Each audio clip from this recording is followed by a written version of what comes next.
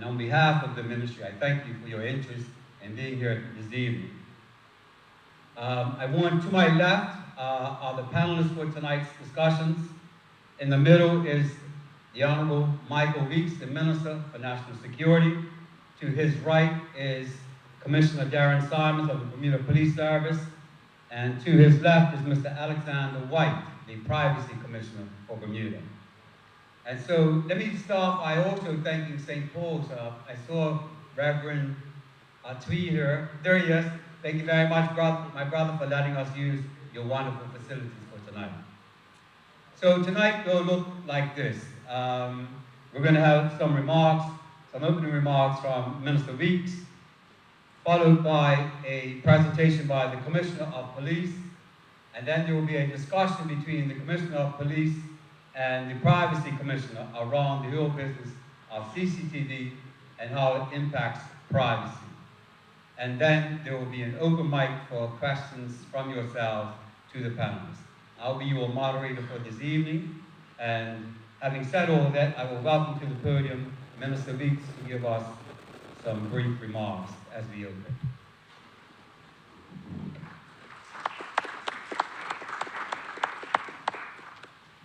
Thank you, B.S., and good evening to everyone.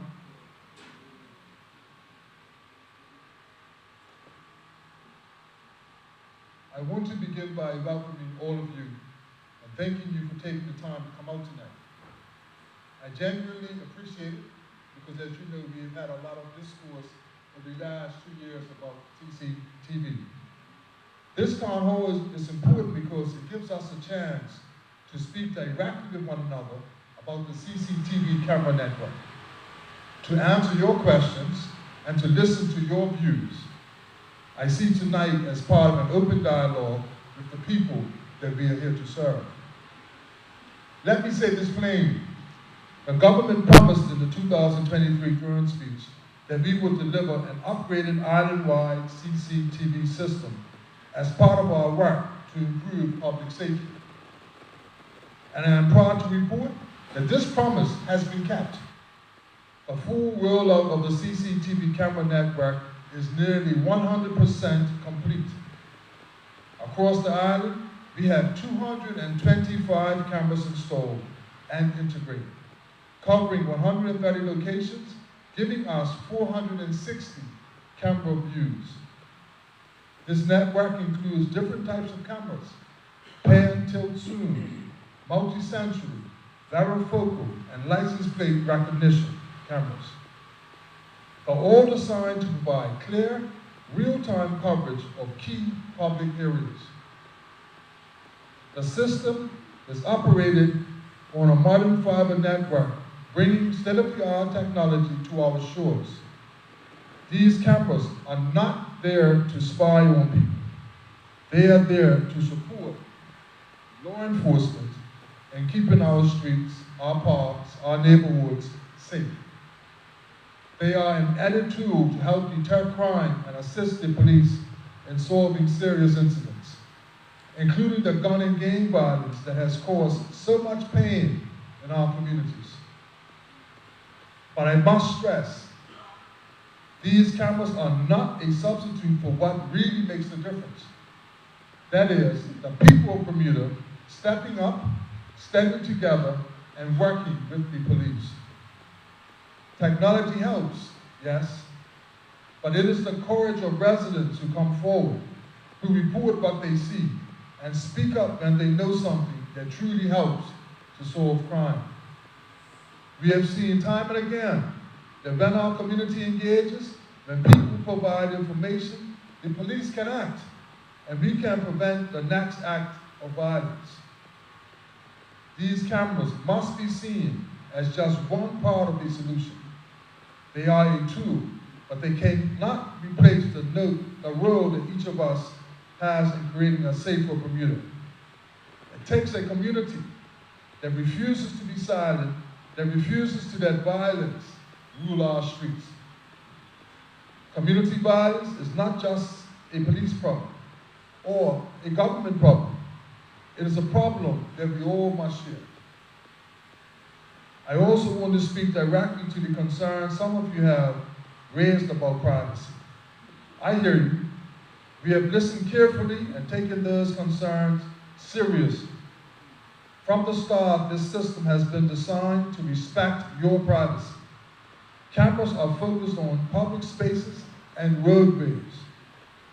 They are not aimed at private homes.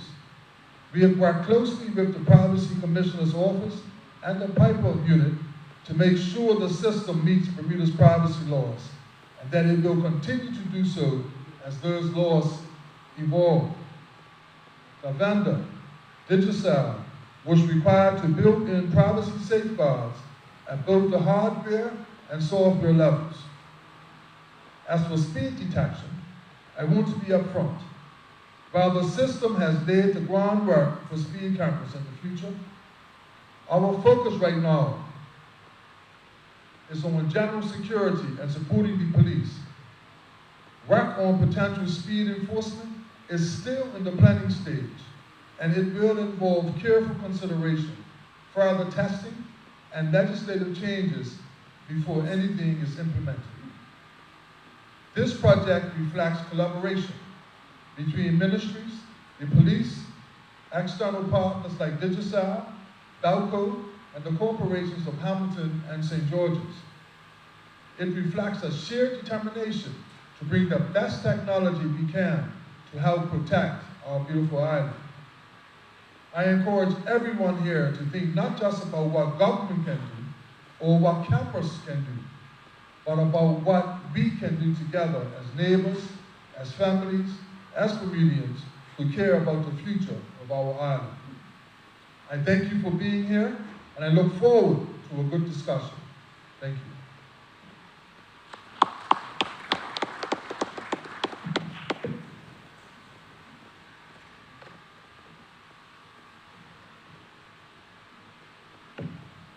Thank you very much, Minister. I will now invite to the podium Commissioner of Corrections, Police, Mr. Darren Simons. All right. Thank you. It's always nice to play to a supportive crowd. I'm going to go through a fairly lengthy PowerPoint presentation around the CCTV. There's a number of sort of facts and information. Could you just turn the mic up just a little bit, because I think it just continues to go in and out. I don't know if this one's better. Where's my person? This one's good? Just I've got to put it closer? Okay. No.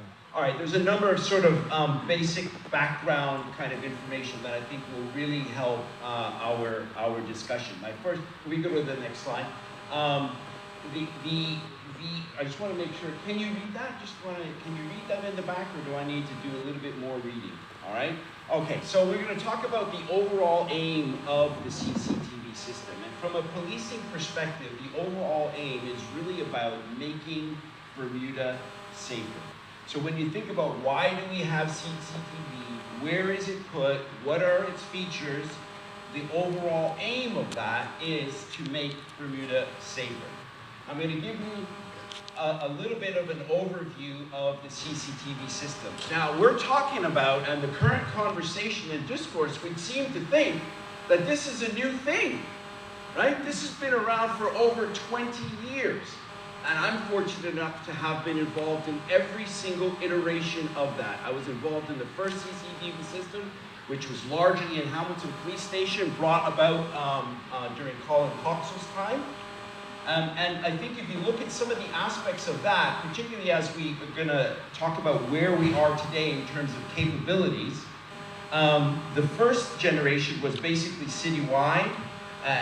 It didn't have any LPR, license plate recognition. It had no ability to kind of integrate with other kinds of systems. And I think really importantly, the resolution of that really just provided what we call situation awareness. So we knew that someone on a bike, not quite sure what kind of bike, certainly couldn't make out the license plate, was in the area. So we had a blob on a bike going through the area. That's going way back. Fast forward to sort of like the second major iteration. Again, it moved from just citywide, thank you, to more island-wide. And when we look at the choice about where we're putting cameras, camera placement, pretty much it's around thoroughfares. And it's around traffic, where large amounts of people are traveling, and to some degree where there are crime hotspots, all right? And similar to the original iteration, it did have LPR. Sorry, not similar. New to this version, it had license plate recognition. It didn't have any video analytics, and it had no ability to integrate with any other kinds of systems. And that system also, because of the camera technology that was there at that point in time, just provided just general situation awareness. So we knew that a bike went through the area. We knew that there were a number of cars going through the area. We knew that it was 2 people on a bike and not one person on a bike. But we would still struggle to identify what was the make and model. Very often we had to send those images overseas to be enhanced. And certainly reading the license plate was generally speaking problematic and not something that we could reasonably rely on. And when I say reading the license plate, I'm not talking about the cameras that were dedicated to license plate recognition. I'm talking about just the general cameras that had a view of the road, and when the vehicle passed them, could you or could you not make out the license plate? Can everybody hear me fine? All right. No? Yeah. Now you hear me. Oh. Yeah. Now I hear me too. All right. So a little bit about the old system. It had 19 license plate recognition sites throughout the island. Now sometimes there are two sites in one location because you had to cover traffic going east and west. We had 83 fixed cameras, 52 pan-tilt zooms, a total of 154 cameras that are spread across, I think it's about 85 locations, all right? And then fast forward to today, we still have the same 19 license plate recognition, which is across 15 sites, like 15 different locations. We have 51 what we call varifocal or just fixed image cameras, 103 what we call multi-sensor cameras. So and they're the ones that look like a pancake. I'm going to talk about each one of the cameras in a second. But each one of these multi-sensor cameras has 4 cameras in it. So it's one body. It looks a bit like a stack of pancakes, but it has 4 individual cameras in it. And we've got 74 pan-tilt zoom cameras. And this is spread across 152 sites. And when you count up there's a term we call view, camera views, because if a multi-sensor camera has got 4 individual little cameras in it, that one device provides 4 views. So when we get to completion, there will be 548 views. However, today, actually installed, there are 460. So complete today, the first phase of the project is the bottom part of the chart. So we have 130 sites, 225, for those that like the stats, 225 cameras, 224 of them are, actually, is it 225 Digicel, or 200, have we got them all online, or is it still down one? They're all, okay, so we're all 225, 460 views, and 460 views are online. Okay, so that's where we are in phase 1. So in phase 2, if you've done the math, we're going to go from 130 sites to 152 sites when it all is said and done. But in terms of phase 1, we're 100% complete and online. Now we're going to look at the capabilities of each of the cameras. So we'll start with the first one, which is the pan-tilt zoom camera. This is what it looks like. So when you drive across the island and you see something that looks like that on a pole, that is a pan-tilt zoom camera. And what that means is that little ball can spin all around 360 degrees. It can tilt up and down sufficient, to go from top to bottom of it can look at the ground right down, and it can look at the sky, right? And it can also zoom. and they are powerful zooms, right? So those zooms have got about 42x on the zoom, so they are powerful zoom cameras. Yeah, okay. Next one is the multi-sensor camera. So this is the one I said looks like a stack of pancakes on a pole, right? It's round and it looks like if you had a nice little stack of morning pancakes on a pole.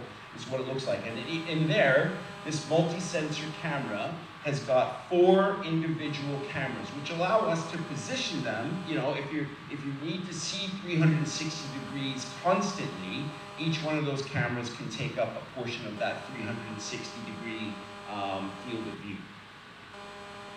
And the last type of camera is what we call it's a varifocal camera, or the cameras that are used for the license plate recognition. So there are some, anytime we've got the license plate recognition, or ANPR, which stands for automatic number plate recognition, but anytime that function is being, this is the kind of camera, this is what it looks like.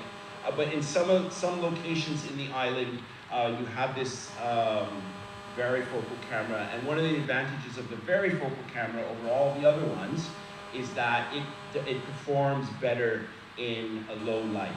So there are some cameras where they have better low light performance than all of the other ones.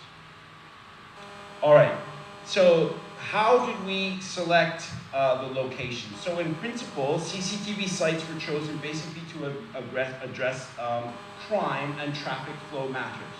So we're thinking about how does a person, one of the primary thinking is how does a person get to and from the commission of a crime, right? So we're covering the major thoroughfares as a primary objective. And then there are locations in Bermuda. It wouldn't take, anybody who sort of looks at the news wouldn't take a rocket scientist to figure out where some of those locations might be. So there's a crime prevention aspect, and there's a road use, road safety, road harm reduction kind of aspect. Each site, so there will be in total 152 sites, and right now there's 130, but each one of those sites has a written rationale, justification for why we selected that site. So if we go to, talking about the airport, so we're going to talk about, we talked about vehicular traffic, general situation awareness, and a key distinction about the airport is that it's critical infrastructure, critical national infrastructure. So making sure the airport is safe and knowing what's going on, who's going in or around, what vehicles are moving through that area for the airport is pretty important. And if you go to any international airport, you're going to see CCTV coverage on the way to the airport. And if you're a modern airport, there's a whole lot more other technology that's happening that you don't even see. So if you've gone anywhere, I'm going to say within a mile or two of an airport, you can bet the government knows that your cell phone was in that area. Like, you can absolutely guarantee. There will be, in other cities, just a whole lot of other technologies that are deployed. The weights of vehicles, depending on where you're traveling, will be tracked and monitored as on approach to the city. We have some cameras. All right, so the next one is Middle Road, Port Royal. So again, you've got traffic issues. It's a major access point as you're traveling east and west on the island. There's multi-residential areas in that area, and reports of crime might have been suggested that criminals who might be interested in crime in that general residential area may use that stretch of road. It doesn't take a rocket scientist to get to and from the area where they have an interest in committing crime. And on that kind of goes. The point there is that every one of the 130 sites today, 152 at the end, there's a written reason why we have a camera there. It's not just, I think it's a good idea. So data protection, one of the things that the minister sort of started about is that the notion or the concept of privacy has been built into this, right? And obviously, if you've got private information, you need to protect that data, right? So CCTV is used by the BPS to prevent crime, assist with public safety, and protect property in the public. Actually, an interesting point is that, which people often think, I mean, the minister made it clear, but people often think it's the police CCTV system. It's not. It's the Ministry of National Security. It is a Bermuda government infrastructure, that is owned, and we just monitor it on behalf of the government.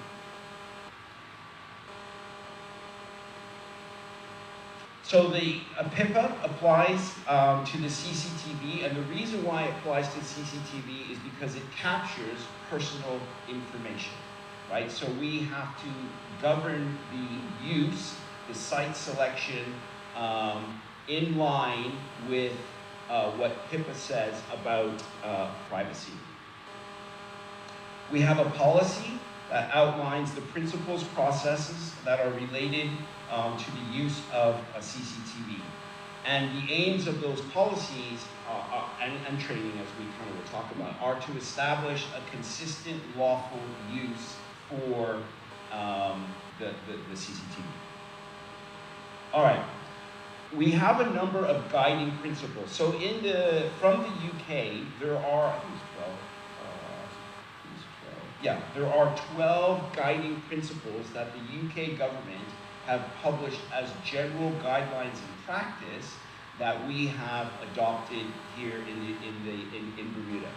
And our implementation of CCTV complies with those guiding principles. So I'll just go through each of them.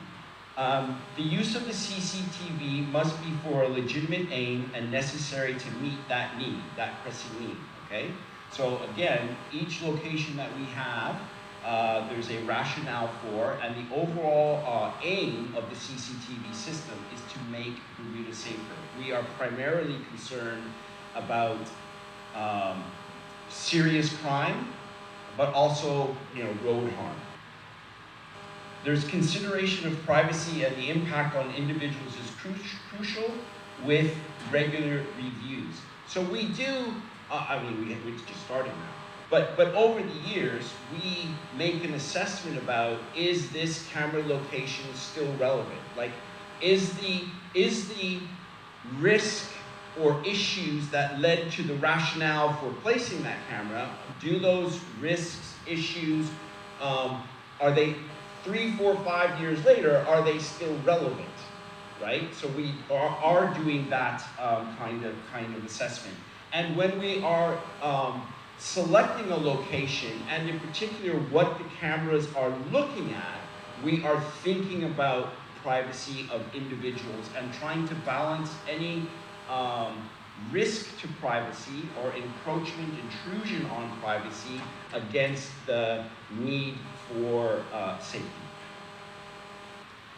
Okay, we have to establish or have clear responsibility and accountability for all the activities, and that's very much in place in terms of system policies and practice. And the reality is that has been in place for 20 years. Clear rules, policies, and things like that. Okay, images and informations will be retained as long as they are needed. In Bermuda, the contractual period is 180 days. So after, and it might actually be sooner in practice, but it will certainly be no longer than 180 days. So basically, it's first in, first out after 180 days, unless that imagery is marked for retention. So there's just this rolling deletion or overwriting of material, and then something will happen, or an officer will say, hey, I need footage, there's an accident that occurred over here, a road traffic fatality that occurred, and we will mark footage for retention, and we will keep it as long as we need to. Access to retained images and information should be restricted with defined rules and access and disclosure. So we're going to talk about that. I'll probably repeat this, but the CCTV room is locked. You have to have key card access to get into the room, and within the room, the CCTV monitoring facility, we're monitoring their CCTV. So we monitor all the activity that goes on in that room. Only trained operators can use the system. I mean, interestingly, the system is actually, like you couldn't just rock up and use it. Your average user, unless you've been trained, you're just not going to sit down and be able to really use the system. And it's quite technical, and you need to be trained on it, notwithstanding the privacy training that individuals receive around how and when to use the system. Adherence to operational, technical competency standards, okay, implementation security.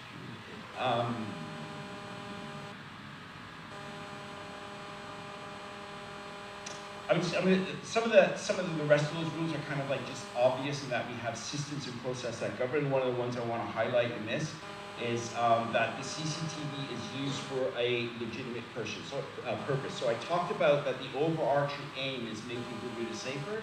That can be reduced to the prevention and detection of around crime, investigation. So those kinds of traditional policing purpose. It's not rocket science. When you think of what the police do, the CCTV system is used in that line. So say, for example, it's not used for entertainment. We could release footage to the media, but we'd have to go through a process of approving the release of that footage, let's say, to the media. There may be a public interest reason, and we would probably, almost certainly, do things like blur images, license plates, make sure that no one individual or no single person is identifiable. And the other one, which is kind of not interesting, but number 12 talks about the accuracy and up-to-date information used for matching purposes against reference databases. That's a lot of words, right? To basically say, if you're going to be doing license plate recognition, that if you're going to be doing then the database that you're checking the numbers against ought to be up to date, right? So that's basically what that says. But you can appreciate how important that is. If you sold a vehicle to somebody and the police are coming to your house because it's the car that you sold a year ago, that's a bit problematic, right? So you could understand that provision makes sense. All right, cameras and areas of coverage. All right, I'm just actually going to skip to the last bullet point there. It says that there are no covert installation of CCTV cameras. And what that means is all of the cameras are in plain sight. There are no hidden cameras in the CCTV system. And as time goes on, we are going to be putting signs that because obviously we don't all walk around with our head in the clouds. Right? We walk around looking, and cameras aren't at eye level, so as you walk through the city, you're not going to see them. So we will be putting some signs on buildings, on poles, that at kind of eye level identify that a camera is in that area, and it will have a QR code that you can scan with your phone, and it will take you to our privacy statement around that. So those are coming. And the next slide.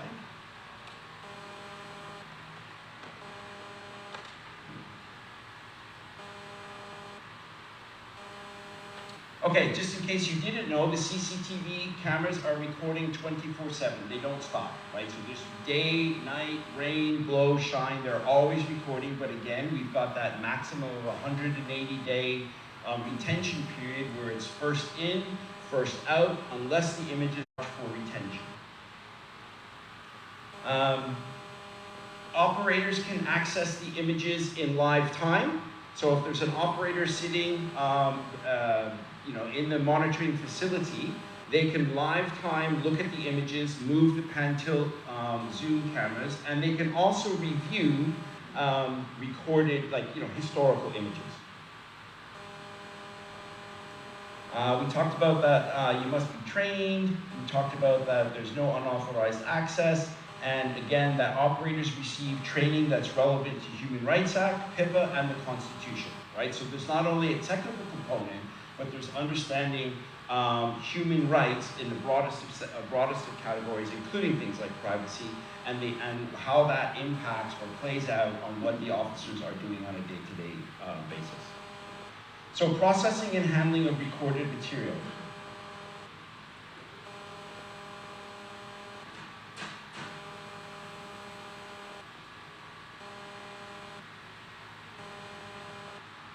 So I think of this particular, feel free to read it, of this particular slide, one of the points again is that it's 180 days in and out, but if we need to retain that, for example, if there's a commission of a crime and there's relevant CCTV footage, the criminal, the investigation and criminal case could be 5, 6, 7 years before we would no longer need that footage. So one of the main points there is that we will have this material for as long as we need it. The other point, I think, is the last bullet point on there. Personal data will be used and disclosed only to the people specified in the code. So as a general norm, right, we do not share these images.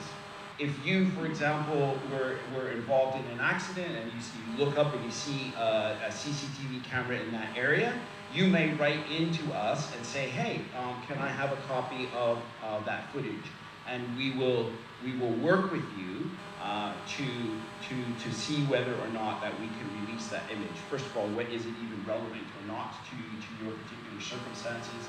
And then going through a process of making sure who we are giving that information to, like you'd have to supply us your driver's license just as a starter, so we need to know who we're dealing with. And more likely than not, if we're supplying the footage, it's going to be in circumstances where third parties, their images their identifying images are pixelated or blurred.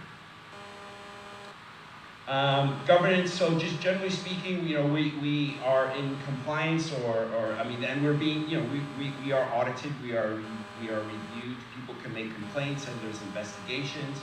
So there's a whole governance regime around compliance and audit. And a very important role is bullet point 3. So privacy officers are responsible for maintaining records on camera functioning and maintenance response. That could also be the CCTV manager. The privacy officer can delegate that function to the CCTV manager. All right, next slide. Next slide, we're going to talk about, just mention that we do, apart from CCTV, in compliance with PIPA, the Bermuda Police Service, as indeed every government department, has a privacy officer, and we do too, and that privacy officer and their deputy are responsible for ensuring compliance with privacy laws. We talked a little bit about that. Access to the CCTV system is highly regulated, controlled by access control lists. The room is monitored, and if members of the public do wish to visit the CCTV, that may be able to be arranged on a case-by-case basis, providing we go through the. You can't just walk up there on a day, right? It would have to be a supervised visit, and obviously we have to be careful of what is being shown at that particular point in time. But it's not a secret. The room, the place is not a secret. In fact, you've seen photographs of the monitoring facility, which ostensibly looks the same since in 2012. It ostensibly looks the same. And that room, if you didn't know, is held in police comm-ops. So when you're I'm trying to describe what comm-ops is. If you don't know what comm-ops is, comm-ops building below the hill, down at the bottom of the hill from the main police headquarters. There's a chain link fence that you have to go through, and in that room we have our dispatching emergency. What was that? Below Cedar Bridge, near the police field. Thank you. We'll acknowledge that secure building there. All right.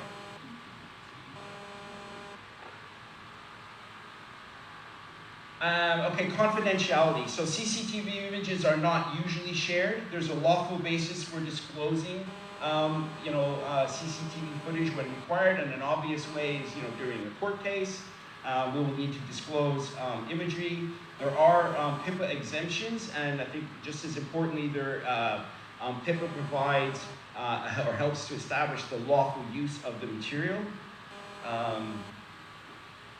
Whenever we share images, we give consideration to pixelating third parties from it.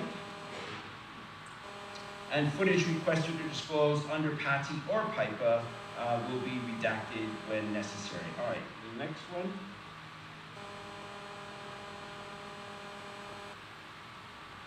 I think the third bullet point on there is one I've said a bit already, but recorded material will not be used for commercial or entertainment purposes. So there's specific reasons why we're able to use this, and we will obviously comply with those reasons.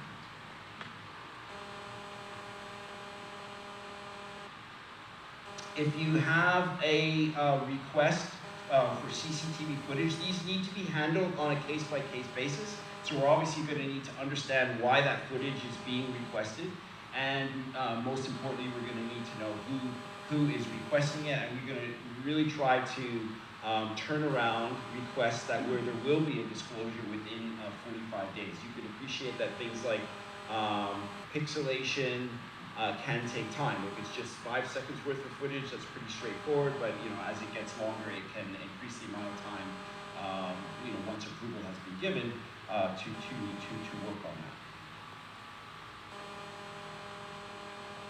Okay, release of data to third party.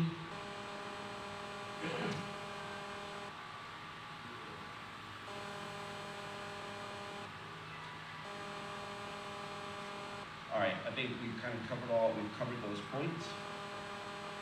Retention. So again, recorded material is retained for 180 days. Footage that we need to, I feel like I'm a broken record now, but if we need to keep the footage for longer, we will. This is important, actually. So the system is highly audited. You breathe on the keyboard, it's going to tell you what you had for lunch, right? So every single action, camera movement, deletion, every single system action is audited, and we maintain the audit record. So let's say you've deleted something, right? You've deleted footage, or it's simply been overwritten. We will have an audit trail for about 3 years that this took place. Now, that's a pretty long time. So if 3 years later, after somebody did something, not shared footage, but downloaded footage from the system, deleted footage from the system, we will be able to say that this camera, this time, between this second and that second, was dealt with. Somebody accessed it. All right, some of the constraints or issues are just, I think, points that I want people to be very clear about. Is all these things that I've just talked about today in relation to the CCTV footage have got to do with the overt CCTV system. It should come as no surprise to you that the police have specialist capabilities, and we, just like you see in the movies, we have a whole range of covert capabilities. Everything that I've spoken about today is in relation to the overt aspects of the CCTV system. If or when the police want to use, okay, let me try to explain this. So generally speaking, there's just cameras out there and they're constantly recording. And they're generally recording just who comes through the area or what comes through the area, your daily life like anybody would see on their own like Ring camera that they have at home. And that's just, the cameras are just pointed in areas and locations and at things that we think are important. And that's normal over at CCTV. But every now and again, the police are, for example, surveilling Johnny. Whenever we use systems, technology to surveil an individual, we have what's called a directed surveillance authority. And we must go through the checks and balances that the system has to do the covert to use covert equipment and to track or monitor an individual. That's whether we're using technology or whether we have a surveillance team, and yes, we have a surveillance team, right? Whenever we are directly looking at a named individual, there's a process that we have to go through to get that authority. So whenever we use the CCTV system to look for Johnny, there is an authority in place. And that authority goes up as high as an assistant commissioner. And when we look at that, we look at things like intrusion, proportionality, necessity, before those kinds of decisions are made. And I really want to just be transparent with you about that issue, about that potential use of the system. That whenever the police are looking at a named individual, there is a directed surveillance application in place and approval process for that.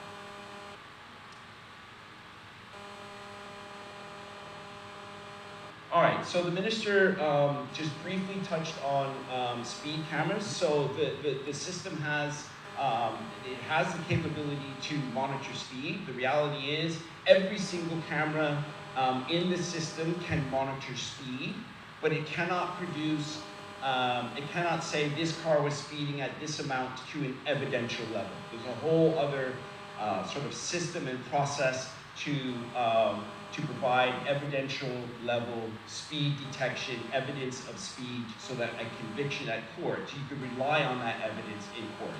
So when we talk about getting speed detection in place, that's what we're talking about. But if you go out and buy pretty much any camera today, it will tell you the speed of the vehicles that are traveling. Most cameras that you have today will have that capability, and this system is no different, but there's a difference between just being able to say, well, this vehicle is traveling that speed, and being able to bring to a court evidence for a conviction for speeding.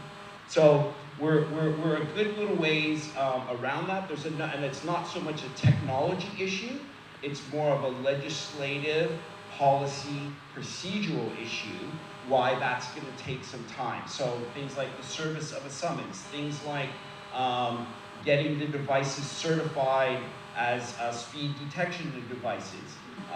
All that kind of stuff needs to take place before we get to the use of speed cameras and being able to prosecute people based on the evidence from speed cameras. So that was essentially it. And if we can just go to, one more. If you want to get our privacy notice, there's a QR code there that will take you, so if you just use your phone, there's a QR code. Of course, somebody tells me that it works. I checked it already. But there's a QR code to get to our privacy notice. So that, and I apologize, I don't know if you feel hot, I feel hot, but I want to get to the Q&A part, and then I'll open up the floor for questions. Thank you very much for your time and attention. Thank you very much, Commissioner. My duty compels me to clarify one part of the very comprehensive presentation. You will have heard the Commissioner talk about the rationale used for the selection of the various sites. And you will have noticed, no doubt, the initials SGCC. In case you didn't know, that's St. George's Cricket Club. And so the reason we wanted cameras there was because we want to see firsthand the St. George's victory celebrations on August 1st. For those of you who are not there physically. That's the only reason we chose St. George's Cricket Club. And Minister Weeks specifically wanted it there. So thank you very much for your presentation, Commissioner. This brings us to the part where we're going to entertain a discussion between both commissioners on topics particularly around CCTV, the system itself, as it relates to privacy. So I'll hand it over to you for a 10 to 12 minute discussion. I will moderate it, I will time it, and I look forward to hearing what you have to say. Minister, may I use this? Thanks, sir. Thank you. Thank you very much, Commissioner Simons. That was a wonderful, comprehensive presentation. I'm going to try to talk for just a few minutes to give you a rest and to give you a chance to have a sip of water. So I think when you hear about things like CCTV cameras being installed by the government, I think it's only natural to think of privacy. I mean, this is a natural human reaction to these issues, to wonder, well, wait a minute, what is that being used for? How can I find out more? And that's the value of laws like PIPA, is that we have a framework that has been brought into effect that gives individuals this information, that helps individuals understand what's happening. And I've often argued that privacy rules even support democracy itself, because by bringing these matters to the surface, by starting conversations like these, we're able to have this feedback loop between people and the leaders that are making these decisions. So for the purposes of this meeting, I'm hoping to facilitate this conversation and maybe ask some of the questions you're all thinking, or maybe you haven't quite thought yet. But we'd love to hear from you in case there's anything I don't ask. So to start off, to ask Commissioner Simons, under PIPA, one of the requirements is that anytime personal information is used, it has to have a specific purpose. And you talked about how each of the cameras, when they're used, there's a written purpose for that. So how do you go about determining that? And can you give us some examples of what that looks like? So we'll look at crime trends. We'll look at where crimes happen. We'll look at the routes that we know people are likely to use to get to those routes. So a lot of the thinking has really been about thoroughfares. We really do appreciate having a camera in somebody's backyard, even if it's a high crime area. That's probably not going to land very well. So that's one of the overriding things. So we're thinking about preventing crime. We're thinking about detecting crime. We're thinking about helping people to feel safer as we select locations for cameras. And one of the things, so you saw we went from 85 to will be 152 sites. So we sat down as an organization and we realized, that there have been some changes. We actually saw that we had cameras here under the old system, and that actually changed how criminals traveled on the commission of crime. So they thought about their route. And clearly, I'm not saying everyone, but it's clearly there's evidence where criminals have rerouted because of the existing system, and we've tried to close some of those loopholes. Mm-hmm. So, considering that these site locations are not necessarily set in stone for all eternity, how do you go about thinking when they might change or that? So I think, for us, there's, definitely sort of periods of reviews, which, if I'm just being, totally candid, very often coincide with the next iteration of the cameras. I know under PIPA, what has traditionally been driven by upgrades to the system, there is an additional driver around making sure that the reasons that you said it needs to be here today, tomorrow, are being maintained, or are still there. And can you talk a little bit about the privacy risk assessment? So, you've talked about you consider the potential harm to individuals, not putting it in someone's backyard, that kind of thing. But how do you think about those risks of harm to individuals? How do you weigh that stuff? So I think generally it's about, again, most of the cameras are pointed on the thoroughfare. So the risk of harm of just vehicles traveling up and down the road is lower than, let's say, the risk where you're in a neighborhood. And there are some cameras in a neighborhood. So we might mask out where, if it's looking into a yard, or say, because you're panning around the road, but the camera may see, at the edge of the camera, might see a home or access to a home. So we will mask those areas. And so think of one that's been around for a long time, up in St. Monica's Mission, right? So if you've lived in Bermuda for a while, you know that was a hot spot where a number of deaths. So when you look at the risks that are presented there versus the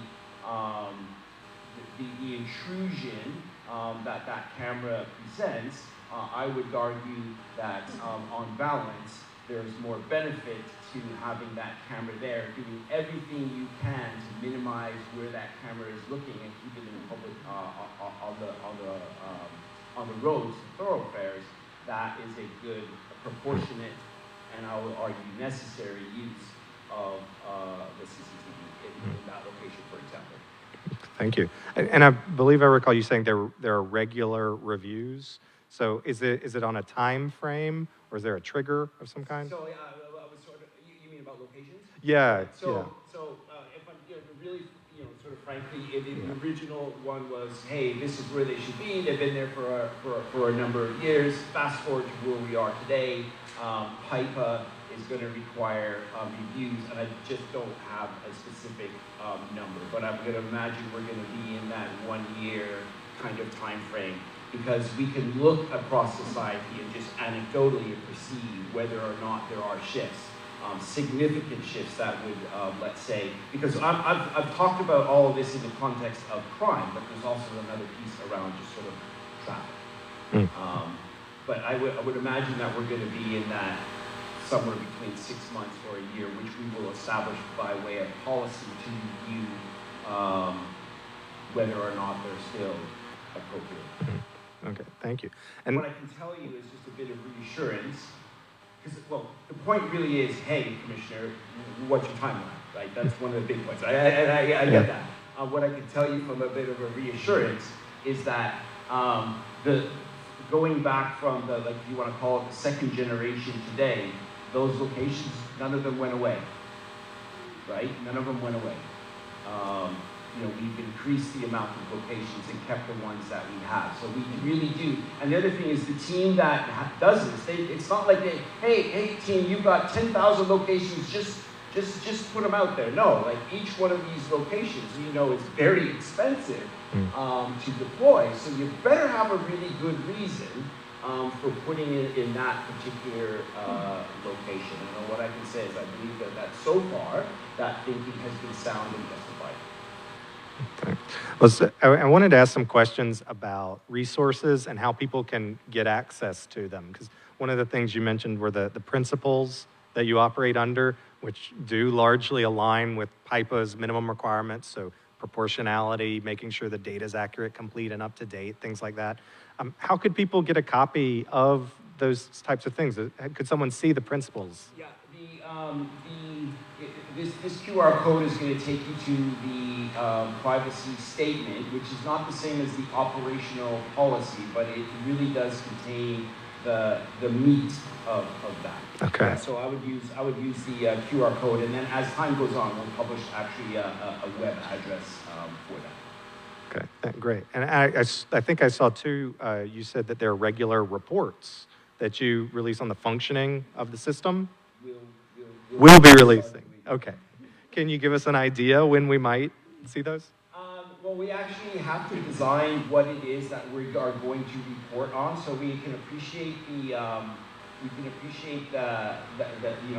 interest that might be in that, but we haven't finalized what the report would do, and I would actually, what the report would contain, and I genuinely welcome, what the public, like there's some obvious things like maybe how many times the CCTV clearly helped in investigations, how many times it was used in, like when we say accidents. So we're still very much thinking about what this report would look like and the timelines in which we would publish it. That is still being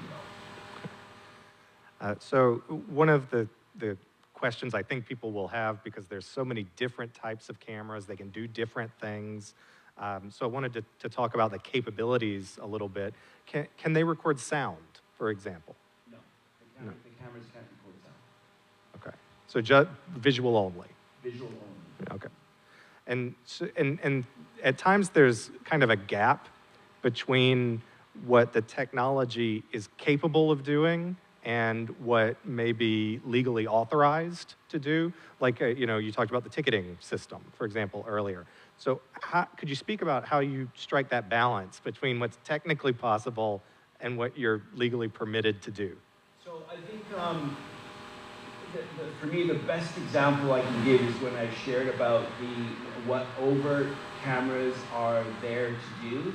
That technology could also be deployed in a covert capacity, but we have, a raft of authorities or an authority process that we need to go through before we can do that. Right now, the only other than the resolution being better, so, now we can do make and model, depending on the camera, depending on the speed, depending on the time of day, we might be able to actually identify an individual, certainly make and model of vehicles and stuff like that. Clothing features, we'll be able to do, but things like, for example, AI, so we're not deploying AI as an individual technology per se. What is particularly good about this system that the other one couldn't do is, let's just say you had an image of a vehicle, a particular vehicle. So you've got a still frame of a vehicle. We can capture that key frame, that still frame, and then ask the system, draw like a box around the vehicle, and say, system, find me this vehicle throughout the system going back. Now, that perhaps is the single greatest change advantage. Besides resolution, that is the single greatest technology advantage. So you can imagine that you have a shooting on Court Street, somebody comes into the room and they start at that one camera. And the further away you go, you have to look at all the potential cameras where the individual could go in order to find, to go back in time where they were. However, with this system, and I'm not saying it works perfectly all the time, but if we've gone from night to day, right?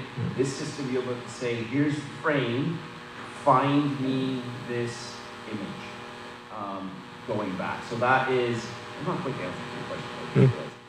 But it is one of the technology advances of this current system. So I think just as technology evolves, where it doesn't fall within the ambit of the overt CCTV, there will be additional authorities that are in place to use it. And you're saying that capability exists right now? It would be the kind of "Where's Johnny" scenario you talked about earlier? Yeah. Yes. You mean to find images? Yeah. That technology is very much a feature of the system today. Okay. And I'm getting a subtle signal that we're running out of time, but there was a really important question I wanted to discuss, which is this concept of consent. Right. And so I want to start with a little preamble myself, which is to kind of explain an aspect of PIPA. So quite often, when people think about their personal information being used, the first thing they think is, well, you have to get my permission. You can't do it without my permission. In fact, under PIPA, there are circumstances where consent is not a requirement. So it's one capability. If an organization did get your consent, then you can say, okay, they do have a legal reason for using the personal information. But sometimes there are other legal reasons as well, such as if a law, like a criminal enforcement law, authorizes or requires the use of that information.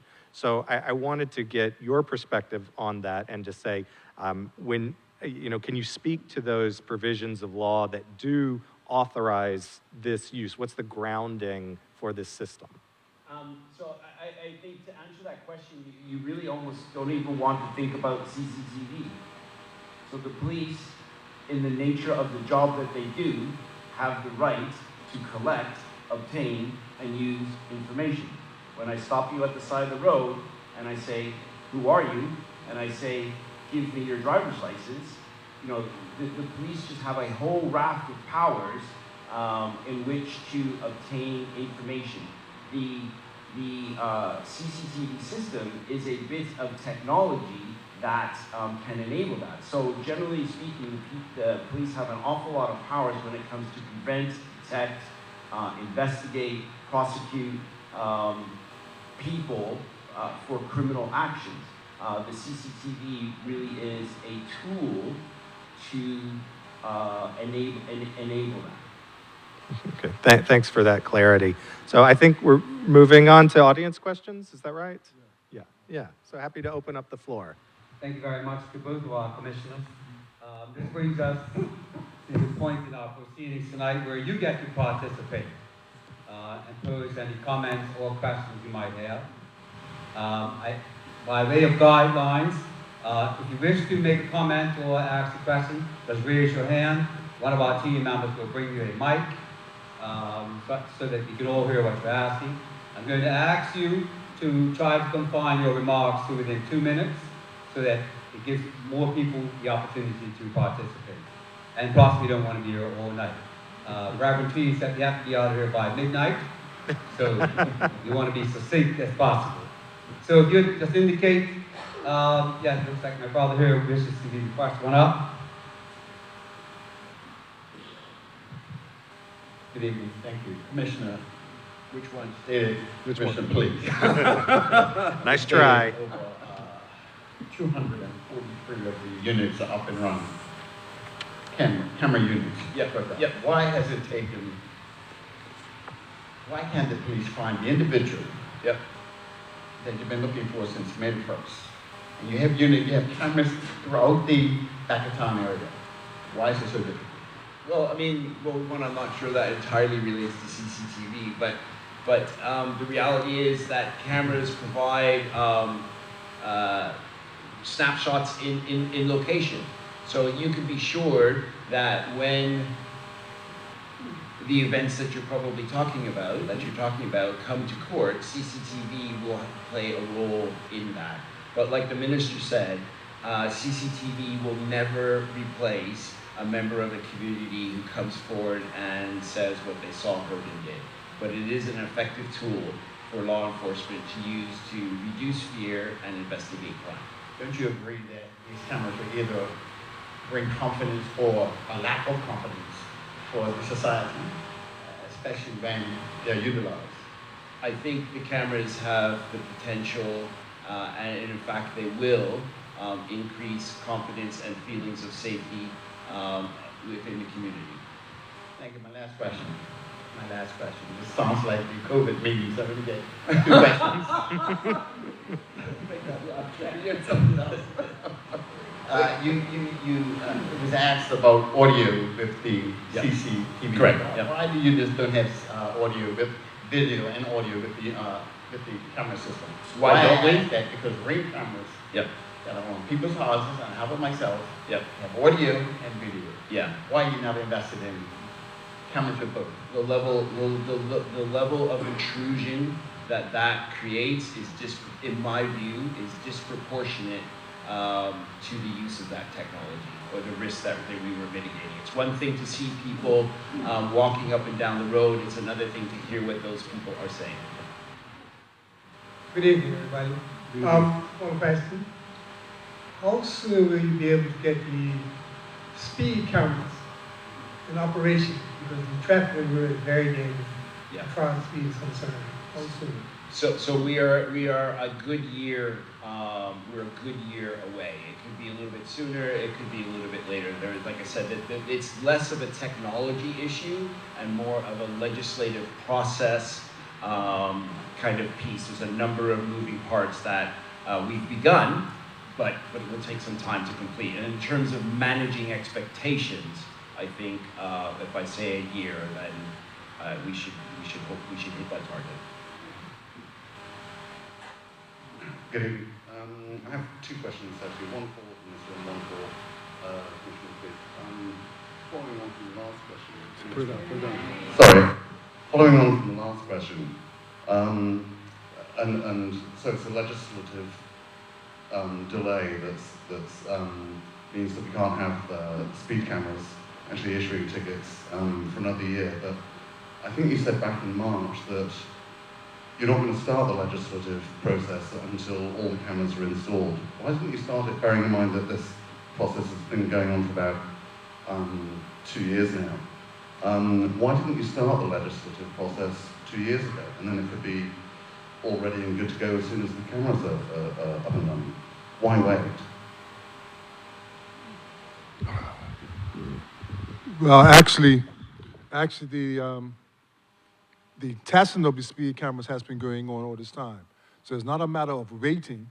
The legislative process, making sure we have the right technology and the like, we have to focus on the infrastructure and getting the system up and running. And now that we've got that, we could add different features to it. Okay, thank you, Minister. And Commissioner? Sorry. You commented that these cameras have been around for 20 years, you were around when they were first installed back in what, mid-70s, mid-90s, yeah. So why do you think there is this sort of Why? do you think that there is an increased concern over privacy now than there was 25 years ago? And if so, why do you think that is? I just think privacy is quite topical. Absolutely. Absolutely, I think there is an increase. I can speak to my 20 years of being involved in this project. I'm not going to say never. I'm not going to say privacy was never a topic, but it's just not like today. I have tons of scars from why can't you put a camera in my location? And the level of discourse, I think, around privacy in general. I mean, don't forget, like, Bermuda has just adopted PIPA, so privacy in and of itself is a topic of conversation within the community. I think where we are in 2025 in the world and all the things that we see happening around invasions of privacy and the topic of privacy globally, all of that have come together for the average citizen to think about privacy. And quite frankly, I think that's a good thing. I think people wondering about their privacy, I think people asking about their privacy, asking the government to sort of, can you throw me a bone? Can you help me out? Can you help me understand? Can you explain, why this is the case? Is an absolutely good thing. And we, I'll speak from the policing organization, I'm sure the rest of government shares that view. We're open and accountable and desiring of those questions, to be asked. I think it's important, I'll speak just for the police, that we are fair, accountable, and transparent.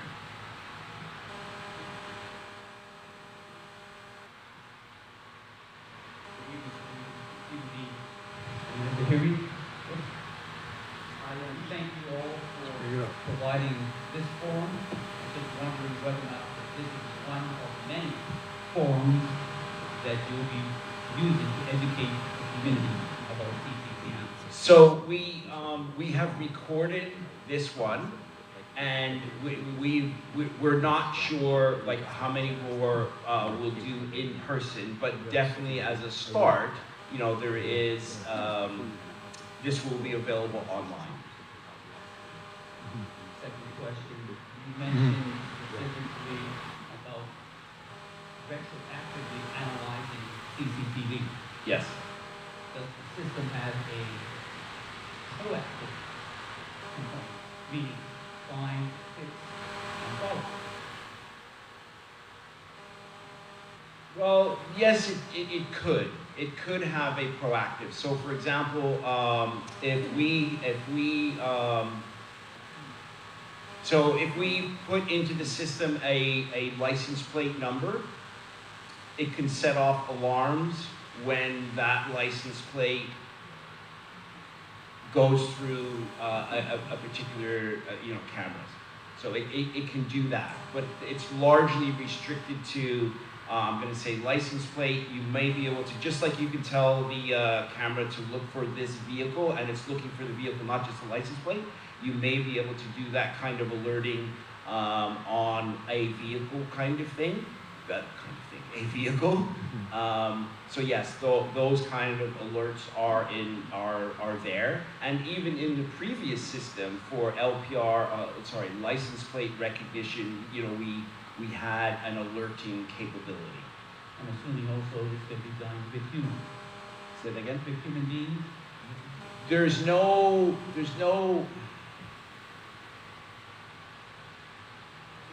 The system has the ability to recognize patterns and objects.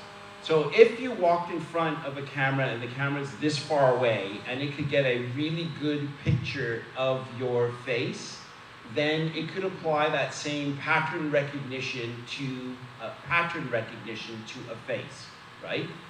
However, the cameras are 30 feet away, so that just creates some immense challenges for things like facial recognition. And it's a kind of difficult thing to explain and contextualize. What I'm not doing is saying categorically, absolutely not. What I am saying is that given the placement of the cameras, which are 20 feet in the air, and then at an angle at a particular location, facial recognition is not going to be reliable. So let me try to give you an example. So when we go through the E-gates at Bermuda, at the airport, you go in and you go through the E-gates, you are standing 1 foot away from the camera. If you did that E-gate from, they're getting better, like technology's getting better, but if you did that E-gate from 20 feet away, I don't think so. Okay, so that's the best answer I can give you. Yep.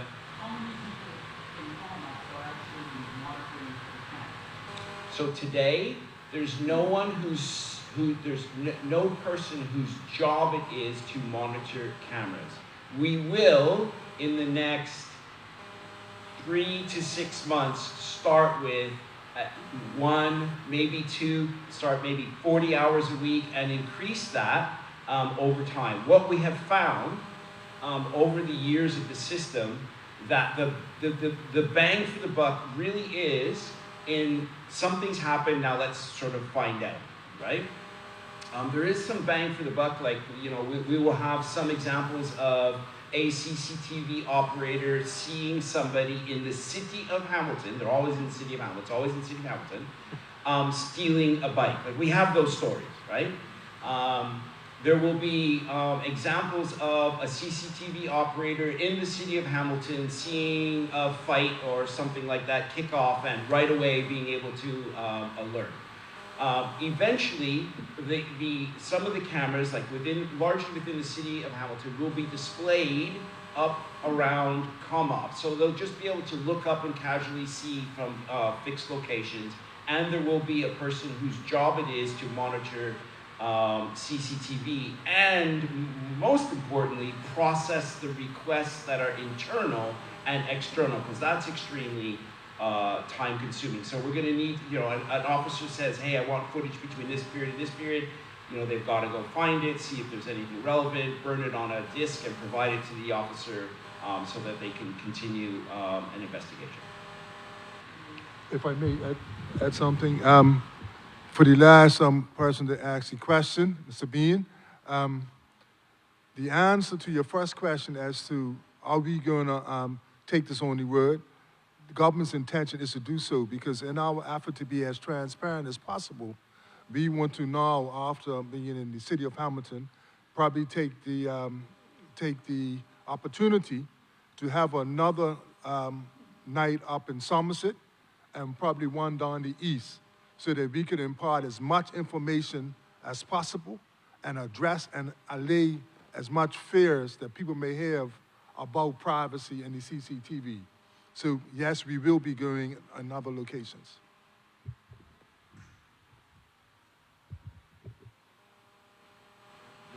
Run it. Oh, sorry. This question was for our suggestion is for the police commissioner. You mentioned about establishing a website.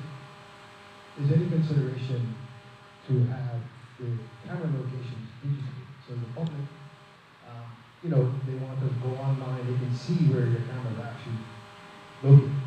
So we have kicked that can around. If I'm honest, we have kicked that can around and around. And what I'm going to say today, I think the value in publishing that. So it's one thing when a criminal has to go around. Sorry, are you asking for a sign or just publishing all the locations? No, I'm not for that.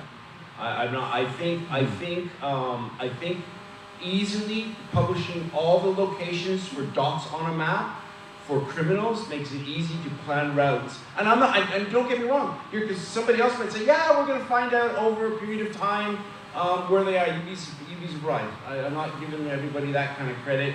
And today, the locations aren't hidden. There will be signage when you travel in through the area, but I have made the decision that publishing in a list or dots on a map is counterproductive today to what we are trying to achieve. That's not to say that that decision would never be revisited, but I've been asked that question multiple times, and today, that's the view that I have. And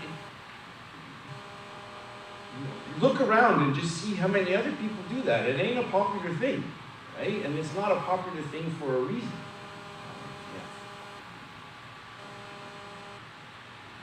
Oh, sorry. Okay. Vernon, after this lady had her. Okay. Yeah. Good evening to you. Most of what I'm about to say, I've spoken to Minister Weeks about this before. To do with the speed camera, I'm against the speed camera, and also partially against the operation of the current radar system. Now, going back on, in 1970, based on evidence, asked that the speed be raised to 30 miles an hour. As most of you might recall, in 1970 we transferred from miles per hour to kilometers per hour, and also the change we moved from pounds, shillings, and pence to dollars and cents. And our reason was that it would create more smooth movement of traffic, moving from the city, etc. A smoother transition of movement. The reason why I have a problem with the speed cameras and the current camera is because the government has not set a speed limit. It's sort of like, okay, if you exceed 52 kilometers, then we'll give you a ticket. The problem is that if somebody's doing 65 kilometers and the police pulls them over and you go to court, the judge is fining you for 30 kilometers over the speed limit, 30 plus the 35, not the 13 kilometers above the 52 kilometers which you allow. I believe it may be higher, but I remember a few years ago they were saying that 52. We need to have a set speed limit. Now, some of the other problems with the current radar and also the speed cameras is you have we do not have an overtaking lane. And as a result of not having a third or fourth overtaking lane, what happens is a lot of instances in Bermuda right now, it's tremendous amount of traffic. And you've got seniors that are driving at 30 kilometers and they're slowing up traffic and heaving traffic. And nighttime, these seniors is even worse. They keep touching brakes because these LED lights are blinding them and they can't see. And they keep touching brakes, so they're down to like 25 kilometers. Another problem, I need to make these statements.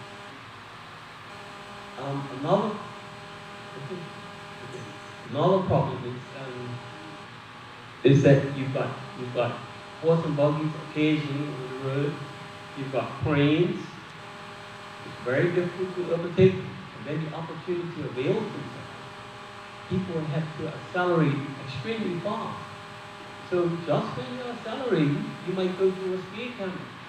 That's why I have problems with these cameras. It's no debate. You've got some of these paddle bike riders that are riding two abreast.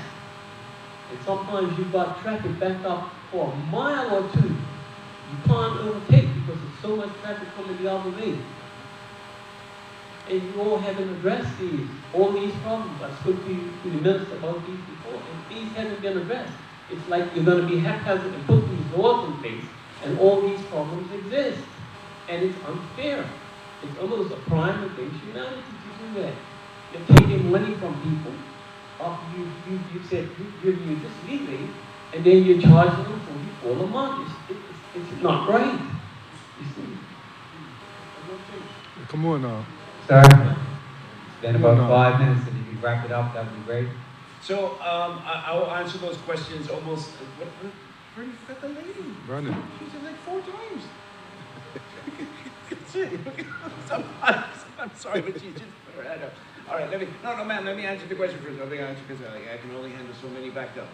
Okay, you said a lot of things, right? So the speed limit is 35. Government has set a limit, but over time, you know, the police assess when it is that they're gonna start to ticket people. And right now, 52 kilometers, the number 52 or 53 kilometers is the difference between when you have to go to court, and below 52 or 53, you can pay the ticket online. But above 53 kilometers, you must attend court. So that's where that number comes into place. I think I appreciate you mentioned a number of things, a number of things that I can certainly relate to as a road user when I'm trying to get home at 5 o'clock and there won't be a horse and buggy, but maybe bicycles and whatnot. So our roads are narrow. That's not going to change. I think being more lenient in terms of speed is not a particular thing, and one of the things that I want to do, whilst Bermuda has experienced on average 12 fatalities every year for going back to whenever, in spite of all the changes in technology, changes in vehicle safety, we still get around 12 a year. One of the things that anyone who's been here for a while will say that in the last, I'm just going to arbitrarily pick a number, 10 years, the level of the standard of driving behavior and the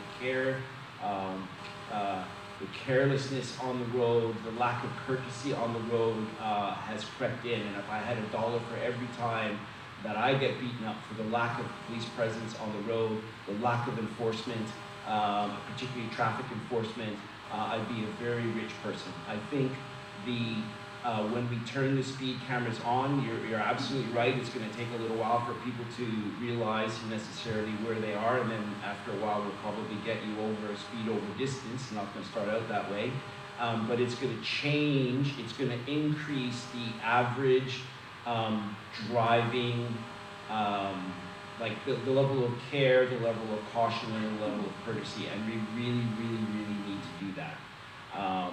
I think overtaking in front of a speed camera, people are going to know where the speed camera is. If you're driving from point A to point B every day, you're going to know where those speed cameras are, and you're going to exercise particular caution, around that area. I do appreciate your point that speed cameras are more indiscriminate versus if you do have a radar operator and there's watching somebody overtake in a safe area, there may be a little bit of slack cut for that individual,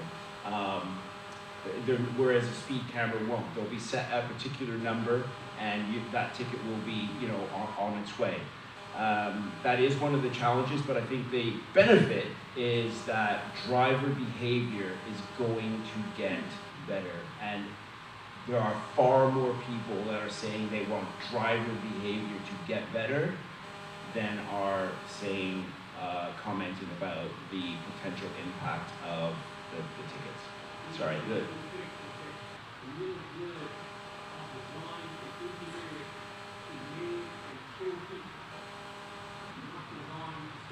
Well, I'm pretty sure there's no engineer that said I appreciate that Bermuda does not have the same benefits, largely because of space, that other road engineers may have in designing cambers, bends, radius of bends, all that kind of thing. But there's no engineer that is designing roads to kill people. Okay.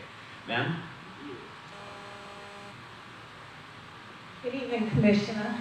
You mentioned the privacy officer. Yep. I was wondering if you could enlighten enlighten us about that? Is that a high-ranking officer in the school? Sat right in the back there, he's got his head down.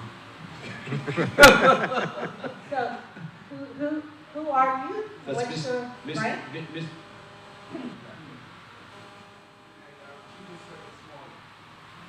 Andrew Small, Chief Inspector Smalling.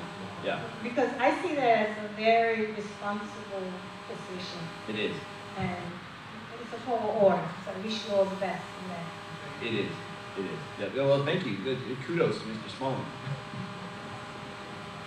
Good evening. Sir. Couple quick questions. One, the archival, 180 days of archival footage. Are we talking, are those video files, or are they like millions of still photos? Video files. Okay. Video files. Second question, is there potential or obstacles in legislation or code of conduct or privacy principles whereby that archival footage could be used to create or derive new data that is aggregated, non-identifiable, things like traffic counts for the highways department or pedestrian counts for the Department of Planning who's redesigning the city? Yeah, so I think that there's the potential for that to happen. Right now, what our privacy statement says, what in terms of what our use is, has been really constrained to the criminal traffic piece. But there are, I mean, as you've alluded to, there could be some incredible benefits of having this data used in other ways. But that will have to be explored and then explained to the public should we go down that particular route. Fully appreciating that disaggregated, non-identifiable data, there's probably not going to be some concerns, but we will have to go through a process. Somebody will have to have the case, make the case, and then go through a process to amend what the use is. But I think you're absolutely right. CCTV cameras in other jurisdictions, if there's your morning and night commute, you can log into the system and see, hey, this thoroughfare is really busy. It's backed up. Let me take another one. And I'm sure there's a lot of other uses for those cameras. But it is about being clear and transparent about that use and adjusting what the use is for and explaining to the public. Good evening, gentlemen. Number one, I don't see any women on your panel. I know. Why? That thought occurred to me too. I know. I had a staff member. Did you want to come up on the? No. Anyway, I would like to say that Well spotted. Yeah, it's a valid criticism. I appreciate what you are doing your utmost to do with the cameras. But my concern is that we're becoming a police state with all of these cameras, and I am against that. The other thing, and my question would be, the cameras on Loyal Hill, yes, I am from Loyal Hill, we've had lots of chats. The cameras on Loyal Hill were removed the week before the election. However, the pole and that wonderful hot box is still up there. And I'd like to know when that will be removed. It went up kind of fast, and I'm hoping it will be removed fast, but it doesn't appear to be moving too fast at all. Right. So you said two things. I would definitely like to address the first one. I don't think Bermuda is on its way to becoming a police state, but I do recognize the impact that discussions around cameras and the CCTV system in the climate that we are today can bring about those feelings. You have no idea what a police state is. We are just nowhere near that kind of space. In terms of Loyal Hill, so that camera was taken down while we assess how to cover that, because from a policing perspective, That's one of the areas that we identified where criminals have altered how they get through that area because of the lack of CCTV coverage. So we're still very much, examining what is the best solution for that location. So I'm unable to give you a timeline for any substantial change.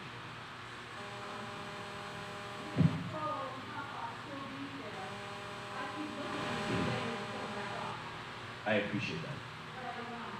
I appreciate that too.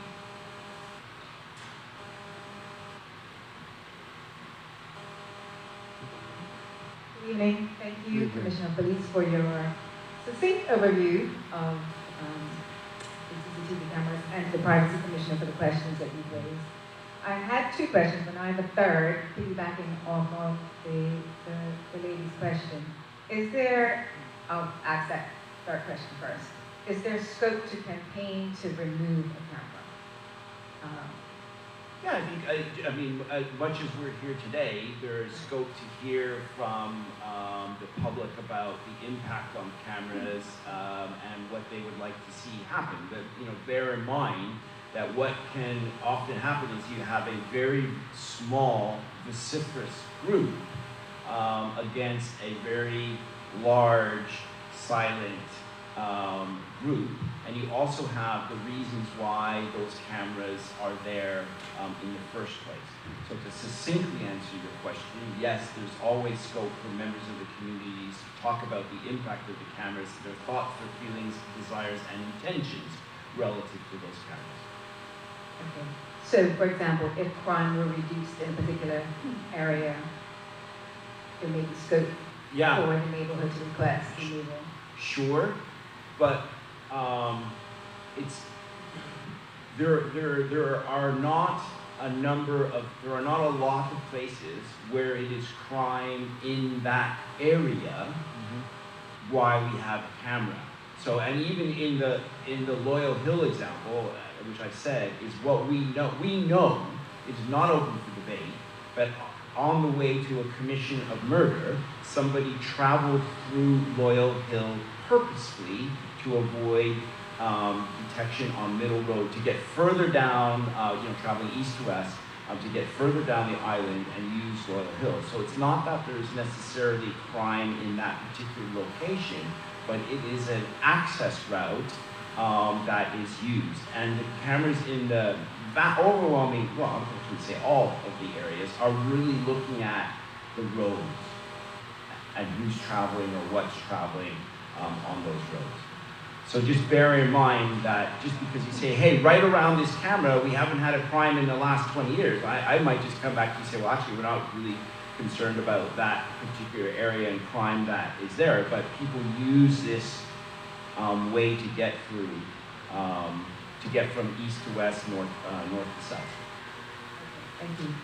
But we do share that. So like you're gonna say, hey, come on, and we'll have an honest conversation about what it is that we're seeing. We had some very honest conversations about what we saw in Loyal Hill, not things that I would necessarily just, say in this session, but with that community, we let them know what it is that we saw that drove the placement of that, and very little had to do with Loyal Hill. Okay, this sort of segues into my next question, which is, I understand that the cameras and the system isn't owned by the police, it's owned by the ministry, managed by the police. Yes. Is there a memorandum of understanding, say there's a change in political agenda, or there's, whatever it may be, if there's a conflict between what the police is today and how it's managed by police today, but a change in, say, political initiative? That's a very good question. Actually, that's a very good question. So today there is Like no, Trump's. no, that's all right. Very good question. There is no memorandum between the ministry, let's say, and the police. What there is what the camera system is for, which has been published in the privacy statement. So that use would need to change. Privacy laws would require us to publish that, so the members of the public would be alive to that. So, I'm sorry, now I'm on question number 4.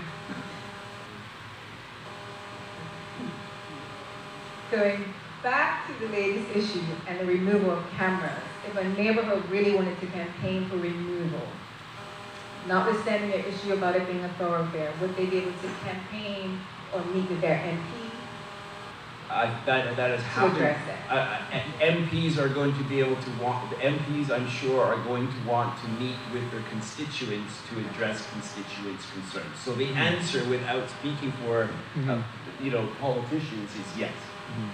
My last question, thank you for the patience, is I understand the reason for, we're talking major crime, road safety, but is there scope to consider other issues which are just as serious, but perhaps not as safety oriented, such as dumping? Yeah. Areas of dumping, might there be capacity for cameras to be in those areas? So the short answer to that question is yes. For example, in the UK, I didn't understand this term, but it's called fly tipping.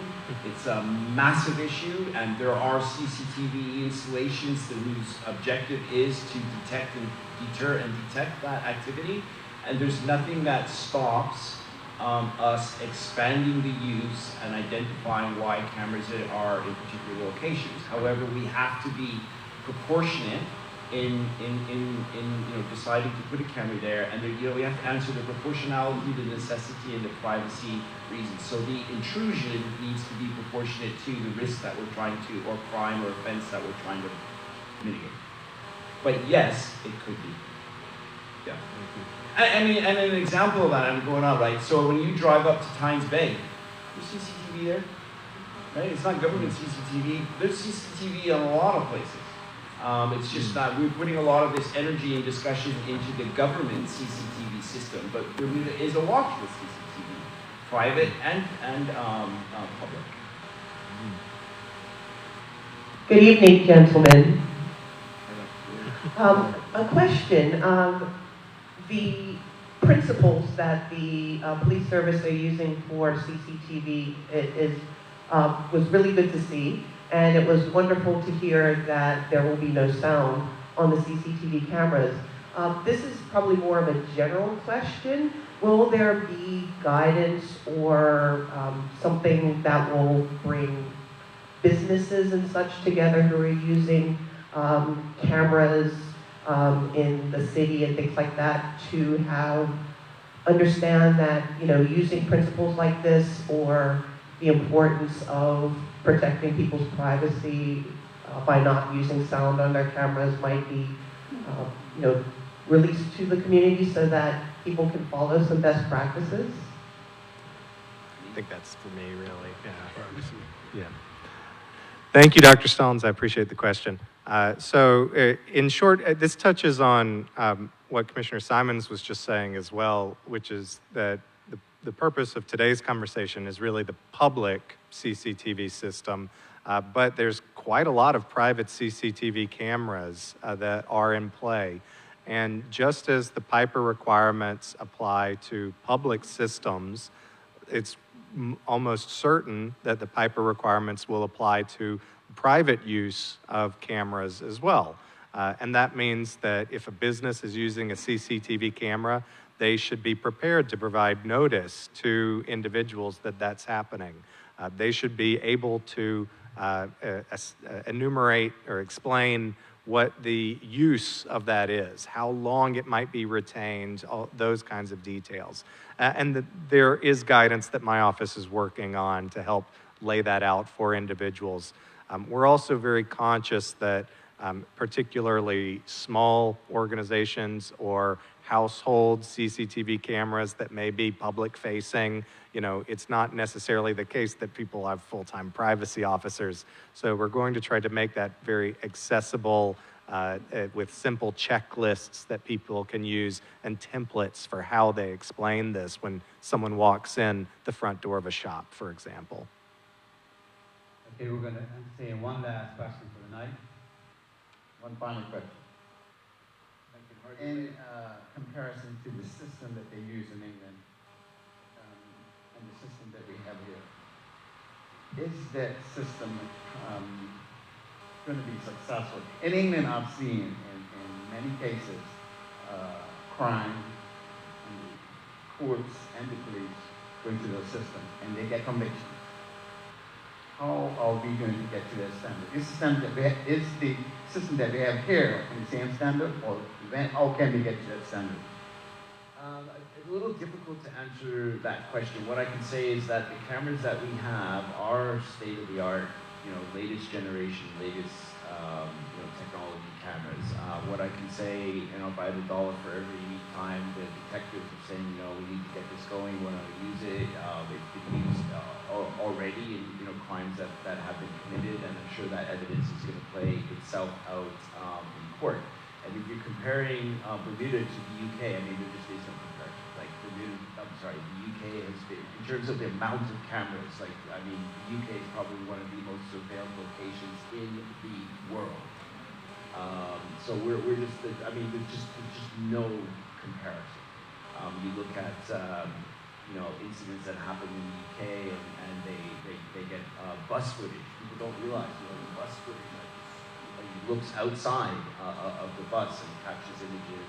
Every shop store, and there's integration with public and private CCTV or access, which incidentally our system has the ability to ingest other people's footage. We have that. That's obviously not something that we're doing right now because we need to put policy and process around how that would take place and answer the question, why would we ingest versus just get a copy and use. So I think to compare Bermuda with the UK and have a general question about, are we going to be as successful as the UK, it's just a really difficult question to answer, and we're not, it's not apples and oranges. Will the CCTV make a difference in solving crime? Absolutely, it already has. Will, I think, it contribute to feelings of safety? I think absolutely it already has. And if I continue to get, questions where people are asking, can I have CCTV in my area? And I think it's an indication that there are, more overwhelming, there are people that are comforted by the CCTV than are maybe concerned or worried about the CCTV. So this brings us to the part of tonight's proceedings where I thank you on behalf of the Ministry of National Security, and Minister Weeks in particular, for your attendance this evening and also for your participation. I also want to recognize the presence of our vendor, Digicel, who have representatives here tonight, and thank them for all their assistance in this massive project that we have for the betterment and benefit of all of Bermuda. We hope it was informative. And as we mentioned earlier, we are going to have an iteration of tonight of Somerset over the coming weeks. And then once St. George's has settled down after the victory celebration, we'll have another replication down St. George's, where we'll attempt to spread the word throughout the country. I also want to note that if you do have any burning questions that you were not bold enough to ask during this process, reps from Digicel and the commissioners and the minister and I will be around should you have any further questions. So in closing, thank you for giving us your time tonight, and thank you for your attention.